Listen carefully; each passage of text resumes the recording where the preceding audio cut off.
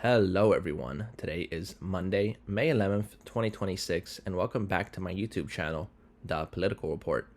For today's video, I wanted to cover Florida's special session in which they went ahead and passed legislation provided by the Florida's governor's mansion, specifically devised up by Ron DeSantis himself and his team in order for Republicans to successfully get a 24-4 Republican gerrymander in which Republicans will have 24 seats in Congress from the state, while Democrats only have 4 seats in Congress, making this a net gain for the GOP of 4 Republicans and ousting 4 Democrats who were previously representing congressional seats within the state of Florida. Now, here on your screen, you can actually see an article from the Florida Phoenix that gives us a picture on the new gerrymandered Florida congressional map, in which you can see that all of the Democratic districts were really gerrymandered into Democratic vote sinks. You can see here near the Miami area of the state, you have 3 Democratic districts that are very specifically drawn in very compact regions to ensure that the Democrats have all of their votes stuck within certain congressional districts here in the 24th, the 20th, and the 23rd, while the one Democratic District 10 near the city of Orlando has all of the Democrats being centered in a vote sink over there, ensuring that Republicans are able to control 24 seats in the state. Now, you may be wondering, with this Republican gerrymander, how much of it is actually a dummy-mander, and are Republicans spreading themselves too thin within the state of Florida, as may have been seen in previous gerrymanders in other states throughout multiple different decades of redistricting?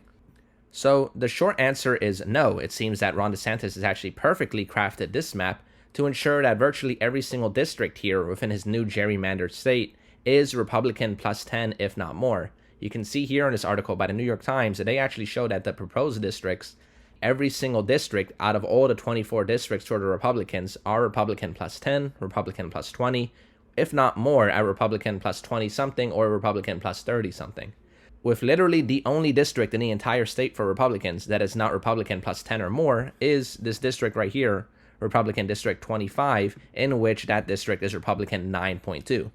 You may be thinking, what does Republican 9.2 mean? That essentially means that Democrats will need to get a net swing of 9.2 over performance points in that 25th congressional district, where Democrats would need to almost get an entire 10-point double-digit swing just for one singular Democrat to be able to beat the gerrymander for one specific district within the state of Florida. And even if that does happen, Republicans will go from 24-4 to 23-5, which is still a net loss of 3 seats for the Democrats. And even that scenario is next to impossible, because that means Republicans will need to get nearly a 13-point or a 14-point underperformance from their last House of Representatives election,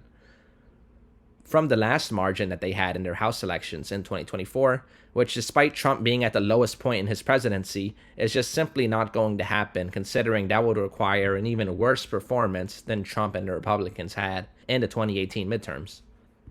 To further strengthen my point here, you can actually look at the partisan voter index here for all of these districts, where you can see in the newly redrawn gerrymander districts, Democrats will need to do a 18-point swing in the 9th, a 10.5-point swing in the 14th, a 10.5 swing again in the 22nd, and a 9.2 swing in the 25th district if they want to have a chance of winning any of those districts, which all of them are pretty much impossible and not going to happen.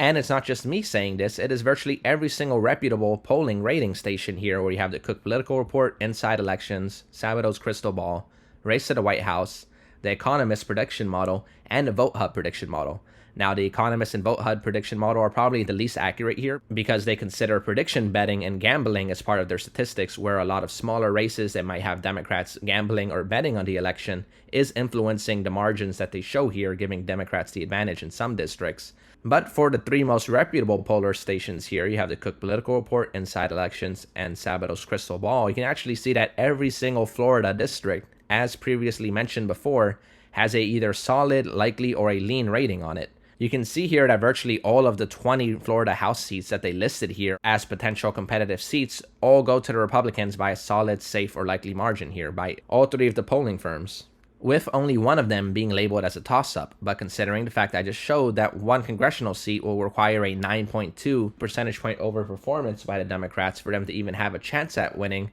I would assume that these toss-ups here are probably going to end up leaning or tilting Republican at the end of the day as we get closer to November. So the only hope remaining here for the Democrats are potential lawsuits against the state of Florida and against Ron DeSantis, accusing him of breaking the law when it comes to making these congressional districts.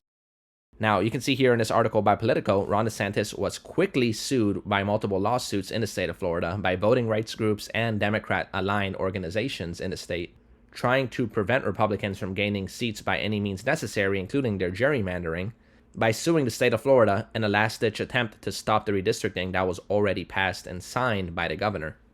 When you can see here that the group they mention here is the civil rights group Equal Ground Education Fund, along with a group of 19 Florida voters living in congressional districts across the state, asked a state judge to block the new map.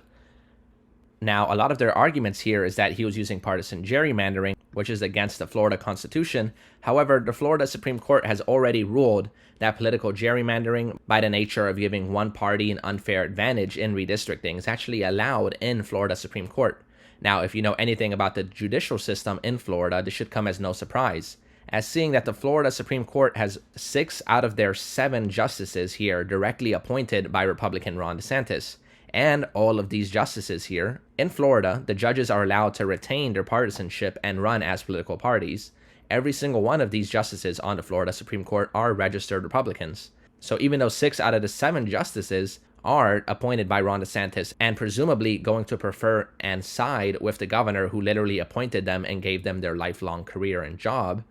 there still is one more justice here that was appointed by Republican Charlie Crist. Now, this is one Charlie Crist actually identified as a Republican. Jorge Labarga might be the only somewhat moderate justice here, but if the Democrats have any hopes of looking at the state judicial system or the state's justices to block these maps, they are frankly up against a brick wall that is not going to side with them. Now, this is not the only strategy that Ron DeSantis has going for him in ensuring that these districts stay in place and that the map he signed will go into effect for the 2026 House elections, despite any of these lawsuits, if not straight out beating all of these lawsuits. So this Axios article here, published on April 24th, actually before Ron DeSantis even signed the maps, goes over the game plan that Ron DeSantis and the GOP members of the House within Florida have to fight these lawsuits and ensure that this Republican gerrymandered map that is 24-4 stays put and is put through for the 2026 election. You see here that Axios actually has a list of things that the Republicans are planning on. The first that they mention here is the Purcell Principle, which is named after a 2006 Supreme Court case that generally limits the courts or the justices of any justice system, whether that's the state court, local court, circuit court, or the Supreme Court of the state or of the entire country, to intervene and decide on election-related matters too close to the primary election or the date that the election actually occurs. So in the state of Florida, the primary elections actually occur in August, with the filing deadlines happening much earlier in May. And if you go beyond August, the election itself is happening in November. So if any of these courts were going to block a decision, they will need to be blocking it either this month or next month, and even that will be a push, because the courts would prefer that they do not intervene on a decision like this during the election year so close to the election. So that's the first thing Republicans and Ron DeSantis has going for him. Now, the second thing the Axios article points out here is executive privilege. Because this map was solely drawn and created by Ron DeSantis' governor's office and his team there in the governor's mansion, they can claim something called executive privilege, where he can claim that the governor, the executive branch in the state of Florida, has their own rights and their own privacy to effectively shield them from having to provide any details regarding the maps if any lawsuits were to come. They mention here that it might be hard for the plaintiffs to even find out who to sue. Who would they be sending their lawsuits to? Who are they accusing of what? Who was in charge of drawing the maps? That's all something that's going to take them weeks and months to figure out, if the courts even allow them to figure that out in the first place, because Ron DeSantis and his office can claim that the governor has his own privacy and his own privilege, and that they are not obligated to provide those details to the organizations that are suing. Thirdly was the fact that this plan was essentially made in secret, where Ron DeSantis has only been doing this with his team in the governor's mansion and has not been going over these details with Democrats or Republicans in the state house, and has essentially kept it all within his mansion. And once again, this could lead to entire months where the lawsuit is actually stalled and prevented from progressing because they are still trying to find out the details in the first place because of how secret the map drawing was in the state of Florida, essentially making all hopes for Democrats to win this through lawfare non-existent. And finally, the final nail in the coffin for Democrats was the Supreme Court's decision to strike down Section 2 of the Voting Rights Act, which essentially gave more states the power to redistrict any of the states no matter how they like, as there is no more guarantees that the states need to draw black majority districts simply for the fact that the state's population has a large plurality, or if not a plurality, a good sizable amount of African American voters within the state, where previously Section 2 of the Voting Rights Act forced some of these southern states to give Democrats guaranteed districts solely based on the demographics of the state. Section 2 being struck down is going to strengthen Ron DeSantis' case even further, because he's going to argue that he divided these congressional districts on the basis of politics, not on race. So the chances here of Democrats being able to do anything to stop this map in the state of Florida is pretty much dead, at least for the cycle here in the 2026 midterm elections. Now, with that being said, it looks that Republicans will have a very, very safe chance of keeping these 24 Republican seats and preventing the Democrats from going anywhere above 4 seats here in the entire state of Florida, creating a 24-4 Republican gerrymander, benefiting themselves in the state of Florida. So that's all I had for the video today. I hope you all enjoyed the video, and if you did, make sure to leave a like down below. If you have any suggestions for video ideas, go ahead and leave a comment down below, and if it's one that I'm interested in, I might consider that in my video for the next upcoming week. With that being said, everyone, I hope you all have a good rest of the day.